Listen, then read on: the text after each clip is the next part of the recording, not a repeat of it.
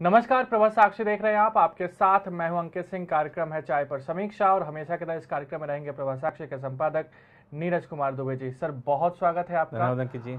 चूंकि इस सप्ताह तो वैसे कई खबरें रहीं, लेकिन कई ऐसी खबरें भी रहीं जो खबरों के पीछे दब गई। जी। और शुरुआत चूंकि हम भाजपा से कर रहे हैं और भाजपा की जो राष्ट्रीय पदाधिकारियों की बैठक हुई वो राजस्थान के जयपुर में हुई और इसकी शुरुआत खुद प्रधानमंत्री नरेंद्र मोदी ने अपने संबोधन के जरिए किया और कहा कि पूरी दुनिया को भारत से बहुत उम्मीदें हैं और हम सब, जो प्रधानमंत्री लगातार कहते हैं कि सबका साथ, सबका विकास और सबके प्रयास में विश्वास रखते हैं और इसी के साथ हमारी सरकार आगे बढ़ रही है। लेकिन सर, ऐसे समय में जब देश में कई मसलों को लेकर काफ़ी हंगामा मचा हुआ है, भाजपा के राष्ट्रीय पदाधिकारियों की ये बैठक और इसकी इनसाइड स्टोरी क्या होगी, क्योंकि इस बात पे भी गौर करना होगा कि ये बैठक राजस्थान में हुई है जहां कांग्रेस की सरकार है और कहीं ना कहीं राजस्थान में 2023 में चुनाव भी होने हैं। जी, देखिए, बीजेपी की वैसे ये एक परंपरा भी माना जा सकता है इसको कि चुनावी राज्यों में उसकी राष्ट्रीय कार्य समिति की, राष्ट्रीय पदाधिकारियों की या राष्ट्रीय परिषद की बैठकें होती रहती हैं। तो इसी कड़ी में हम देख सकते हैं, क्योंकि राजस्थान में भी चुनाव होने वाले हैं और राजस्थान की राजनीति चूंकि गर्म भी है कई सारे मसलों को लेकर, खासतौर पे करौली में जो कुछ हुआ, भीलवाड़ा में जो कुछ हुआ, उसके बाद से हाँ जोधपुर में, उसके बाद से बीजेपी काफ़ी आक्रामक है वहाँ पर और लगातार वो जो एक उसकी आक्रामकता वाला जो रुख है उसको बनाए रखना चाहती है, राज्य सरकार पर दबाव बनाए रखना चाहती है और एक तरह से दुनिया को ये दिखाना भी चाहती है, देश की जनता को दिखाना चाहती है कि कांग्रेस से हम किस मायने में अलग हैं। अब कांग्रेस ने वहाँ पर अपना चिंतन शिविर किया, अभी इसी सप्ताह ही उनका चिंतन शिविर समाप्त हुआ उदयपुर में। अब उदयपुर में चिंतन शिविर और इधर जयपुर में बीजेपी की राष्ट्रीय पदाधिकारियों की बैठक। अब आप देखिए कि चिंतन शिविर में कांग्रेस का जो लक्ष्य होना चाहिए था वो ये लक्ष्य होना चाहिए था कि हमको किस तरह से वापस अपने पैरों पर खड़ा होना है, हमें किस तरीके से जो लगातार हार मिलती जा रही है उसको विजय में बदलना है। लेकिन वो चिंतन शिविर में ये सब चिंता करने की बजाय सिर्फ इसी बात पर मंथन होता रहा कि कैसे मोदी सरकार को घेरा जाए, मोदी सरकार की नाकामियों को कैसे उजागर किया जाए और तमाम तरह के जो आरोप लगाए जाते रहे। इस चिंतन शिविर की जो भी प्रेस कॉन्फ्रेंस होती थी या नेताओं के बयान आते थे उसमें लगातार कांग्रेस, बीजेपी पर, आरएसएस पर, उनकी विचारधारा को लेकर सवाल उठाए जाते थे, हमले बोले जाते थे। तो कांग्रेस ने अपने बारे में चिंतन नहीं किया, किस तरीके से बीजेपी पर सिर्फ हमलावर रहना है उस पर चिंतन किया और कांग्रेस ने चिंतन शिविर में समय बर्बाद किया। ये बात प्रशांत किशोर भी कह चुके हैं। और आप देखिए कि उस चिंतन शिविर के बाद अगर राहुल गांधी ये कह देते हैं कि क्षेत्रीय दलों को लेकर जो उन्होंने कहा, अब आप देखिए कि इस समय कांग्रेस को बड़ी जरूरत है क्षेत्रीय दलों के सहयोग की, समर्थन की, और इस जरूरत के समय अगर वो क्षेत्रीय दलों के अस्तित्व को नकार रहे हैं, उनकी महत्ता को नकार रहे हैं, उनकी महत्ता को कम आंक रहे हैं, तो ये दिखाता है कि वो राजनीतिक रूप से परिपक्व नहीं है। अब वहीं अगर आप बीजेपी के राष्ट्रीय पदाधिकारियों की बैठक देखते हैं तो वहां पर सारा का सारा फोकस इस बात पर रहा कि हमको कैसे और आगे बढ़ना है। प्रधानमंत्री जी के संबोधन की आपने बात करी, प्रधानमंत्री जी ने तो बड़ा लक्ष्य दिया है कि 25 साल जो आगे के हैं, आगामी 25 साल हैं, उसमें हमको पार्टी को किस तरह से आगे बढ़ाना है, कैसे जो जनहित के जो योजनाएं हैं उनको सही तरीके से क्रियान्वयन उनका होता रहे और जनता को सरकारी योजनाओं का लाभ मिलता रहे, इस बात को सुनिश्चित करते हुए आगे बढ़ना है। और आपने कहा कि सबका साथ, सबका विकास, सबका विश्वास और सबका प्रयास, इस मूल मंत्र को लेते हुए साथ लेकर आगे बढ़ना। तो ये सब चीज़ें बीजेपी की इस राष्ट्रीय पदाधिकारियों की बैठक में वो चर्चा का केंद्र में रही। और आप देखिए कि बीजेपी ने जो चीज़ें, जो लक्ष्य इस बैठक के लिए तय किए थे उससे वो जरा भी नहीं भटके हैं। उन्होंने तय किया है कि मोदी सरकार के 8 साल होने जा रहे हैं, इस जो दूसरी सरकार है उसके 3 साल हो रहे हैं 30 मई को। तो अब जितने केंद्रीय मंत्री हैं वो गांव-गांव जाएंगे, गांव में जाकर रात्रि विश्राम करेंगे, वहीं गांव के लोगों से जानेंगे कि आपको योजनाओं का लाभ मिल रहा है कि नहीं मिल रहा है और हम क्या कर सकते हैं, नीतियां और किस तरीके से बननी चाहिए, उनके सुझाव लेंगे, उनकी शिकायतों को जानेंगे, समझेंगे, उनका हल निकालेंगे। तो लगातार जनता से जुड़ाव का जो अभियान है बीजेपी का, वो लगातार चलता रहता है। और प्रधानमंत्री जी ने अपने संबोधन में कहा कि ठीक है, हम 4 राज्यों में चुनाव जीत गए, लेकिन हमको एक संतुष्ट होकर बैठ नहीं जाना है, हमको लगातार आगे के लिए काम करते रहना है। तो संतोष का भाव अगर मन में आ गया तो आपके लिए ये नुकसानदेह होता है। तो वो बीजेपी इसीलिए लगातार काम कर रही है। अब आप देखिए कि बीजेपी ने इस जो एक बड़ा जो बयान दिया, मैं कहूँगा कि इस राष्ट्रीय पदाधिकारियों की बैठक से बीजेपी ने जो सबसे बड़ी बात कही है इस बैठक के बाद, वो है कि जैसे हम चर्चा करते थे यूपी और बिहार में MY फैक्टर, बीजेपी ने कहा है MYY फैक्टर। अब ये MYY क्या है? ये है महिला और यूथ और योजना। आपने देखा कि 4 राज्यों के चुनाव हुए, तो इसमें लगभग हम कह सकते हैं कि 50% से ऊपर, बल्कि शायद आंकड़ा और भी ज़्यादा है, 60-62 का आंकड़ा है कि इतनी महिलाओं का जो वोट पड़ा है उसमें से 60 के आसपास गया है बीजेपी को अकेले। और इसने बड़ी भूमिका निभाई है बीजेपी की जीत सुनिश्चित करने में। ये यूथ है, उसका जो वोट परसेंटेज है वो खास तौर पे अगर हम देखें तो वो योगी आदित्यनाथ के साथ रहा उत्तर प्रदेश में, वहाँ पर बीजेपी के साथ रहा उत्तराखंड में, वहाँ गोवा में प्रमोद सावंत के साथ रहा, मणिपुर में जो एन बीरेन सिंह के साथ रहा। तो ये लगातार बीजेपी ने जो बहुत सारी योजनाएं हैं, चाहे आप देखिए महिलाओं के लिए उज्ज्वला हो, सुकन्या हो, समृद्धि हो, और तमाम तरह की योजनाएं हैं। और ऐसे यूथ्स के लिए चाहे स्टार्टअप की बात हो, चाहे स्वरोजगार संबंधी कई सारी योजनाएं हैं, या श्रम पोर्टल अभी हाल में लॉन्च किया प्रधानमंत्री ने। तो ये इस तरीके की जो योजनाएं हैं, सिर्फ योजनाएं घोषित नहीं की जाती, उनका क्रियान्वयन किस तरह हो रहा है उस पर भी निगरानी रखी जाती है, और इसीलिए रिजल्ट बीजेपी को मिलते हैं। तो बीजेपी ने दिया है MYY, तो आगे भी बीजेपी ये MYY पर ही फोकस करने वाली है। दूसरे लोग MY पर फोकस करते रहे, लेकिन बीजेपी का फोकस MYY पर रहेगा, महिला पर, यूथ पर और योजना पर। योजना बनेंगी तो उनका क्रियान्वयन बहुत तेजी से होगा, महिलाओं के लिए योजनाएं बनेंगी, यूथ के लिए योजनाएं बनेंगी, और उनको साथ लेकर चलना है। और ये बीजेपी के साथ लगातार खड़े हैं और लगातार ये बीजेपी की ताकत बढ़ा रहे हैं। तो बीजेपी, मुझे लगता है कि इनके लिए आगे आने वाले दिनों में और ज़्यादा कुछ काम करती दिखेगी।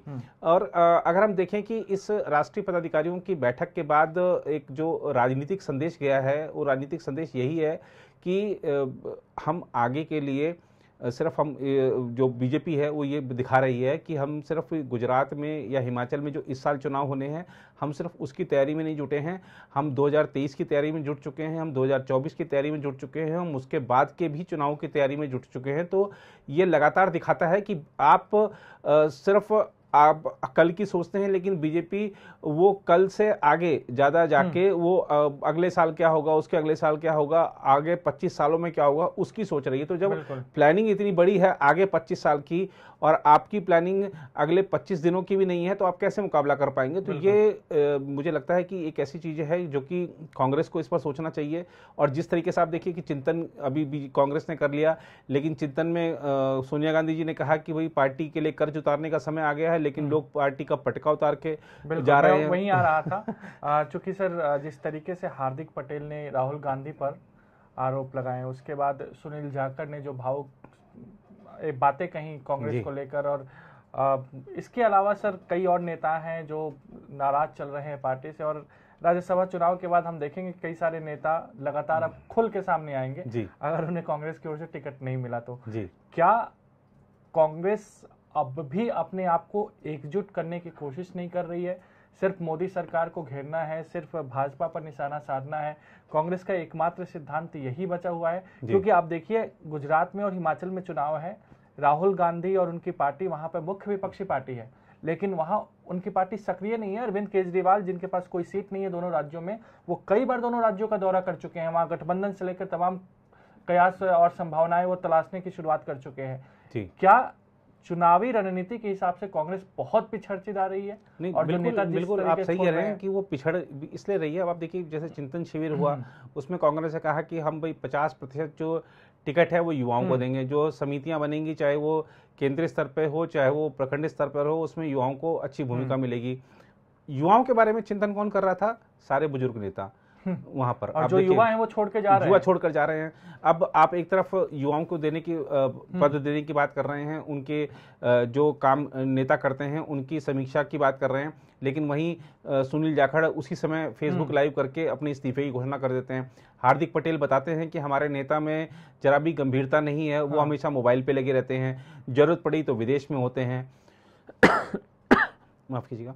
तो ये दिखाता है कि किस तरीके से जो कांग्रेस का आलाकमान है, जब वही गंभीर नहीं है मुख्य मुद्दों को लेकर, तो पार्टी कैसे चलेगी, ये बड़ा सवाल है। और ये जैसा बार बार सभी विशेषज्ञ इस बात को कहते हैं कि कांग्रेस का ये जो क्षरण हो रहा है, पतन हो रहा है, वो देश के लोकतंत्र के लिए की भी चिंता की बात है। क्योंकि ठीक है कि बीजेपी आज बहुत मजबूत है, लेकिन लोकतंत्र में जो इतनी ज्यादा मजबूती भी क्या होता है, किसी को निरंकुश बना सकती है। तो विपक्ष का एक मजबूत सशक्त विपक्ष का रहना भी जरूरी होता है लोकतंत्र में।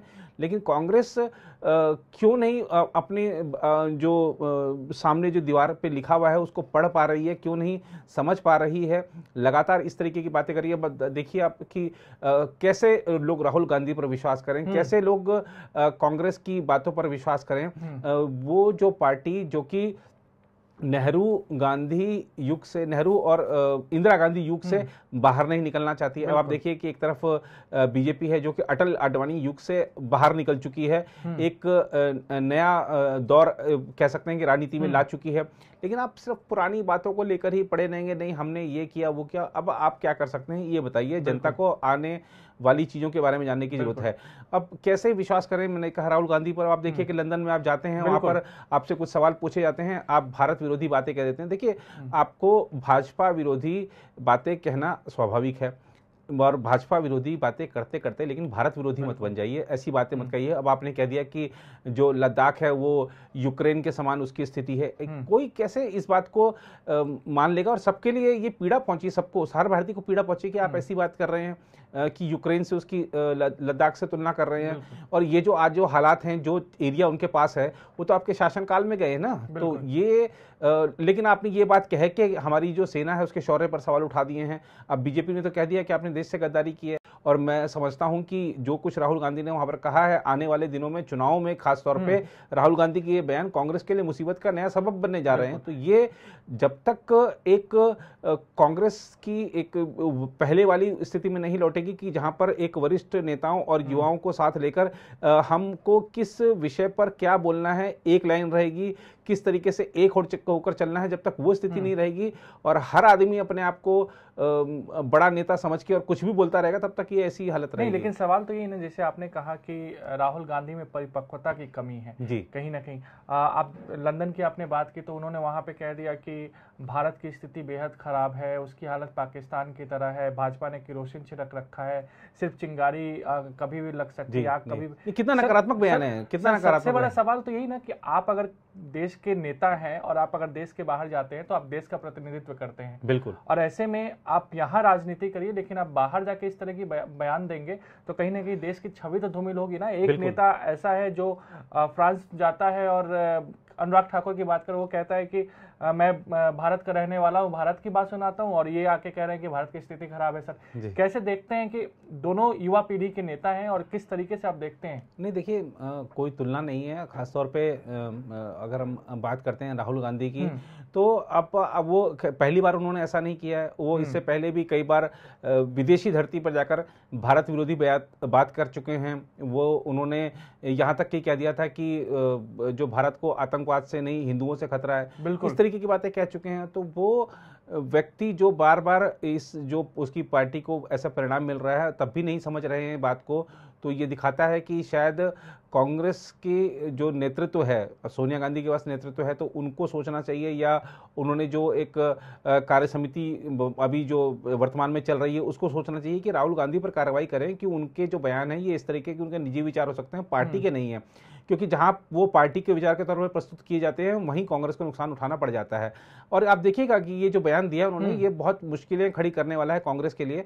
तो राहुल गांधी में परिपक्वता की कमी है और यही बात जो है बीजेपी को अच्छी लगती है कि ठीक है राहुल गांधी बने रहें उस पोजीशन पे, हमारा लाभ होता रहेगा। बिल्कुल, लेकिन ये देश के लिए ठीक नहीं है, क्योंकि वो जो वहां पर बोल कर आए विदेशी धरती पर। अब आप देखिए कि एक तरफ पूरे विश्व भर में भारत की छवि प्रबल हो रही है। आज बड़े बड़े जो वैश्विक मंच हैं उन पर भारत को बुलाया जाता है, भारत की बात को गंभीरता से सुना जाता है, वैश्विक मसलों पर भारत की राय ली जाती है। तो ऐसे में भारत की वो जो एक छवि है, और खासतौर पे अभी देखा हमने कि किस तरीके से हमारे जो पड़ोसी हैं अपनी गलत नीतियों की वजह से किस हाल में पहुंच गए, लेकिन भारत ने न सिर्फ महामारी का मुकाबला किया, तमाम तरह की दुश्वारियों का मुकाबला किया। और ये सब IMF की रिपोर्ट्स हैं कि भारत सबसे तेज गति से वृद्धि हासिल करने वाली अर्थव्यवस्था है, यहाँ तक कि अमेरिका और चाइना से भी आगे है। तो कुछ तो हो रहा होगा देश में। आप सारी चीजें नकारात्मक क्यों कहते हैं? सकारात्मक भी हैं भारत में, बहुत कुछ नकारात्मक हो सकता है, कुछ चीजें हों। आपकी दृष्टि में क्या नकारात्मक है सकारात्मक है वो आप जाने, लेकिन भारत में हर जगह केरोसिन छिड़का हुआ है। ये बयान बहुत ही घटिया है, बहुत ही इसको कह सकते हैं कि निंदनीय बयान है। एक राजनेता के की जबान से इस तरह के बयान नहीं निकलने चाहिए, क्योंकि ये जो बयान है ये दिखाता है भारत की छवि खराब करता है और ये घृणा फैलाने वाला बयान भी है। बिल्कुल, और शायद राहुल गांधी को ये सोचना होगा कि चुनावी भाषण और विदेश में जाकर के कोई बयान देना, दोनों में अंतर है। बिल्कुल। फिलहाल आज के चाय पर समीक्षा कार्यक्रम में इतना ही। अगले सप्ताह आपसे फिर मुलाकात होगी। तब तक मुझे यानी अंकित सिंह और प्रभा साक्षी के संपादक नीरज कुमार दुबे को दीजिए इजाजत। देश दुनिया की बाकी खबरों के लिए देखते रहिए प्रभा साक्षी। नमस्कार। नमस्कार। अगर आप भी लेना चाहते हैं देश दुनिया की तमाम जानकारी तो आज ही सब्सक्राइब करें हमारे चैनल को। साथ ही नीचे दिए बेल आइकन को जरूर दबाएं ताकि हर अपडेट आप तक पहुंच सके।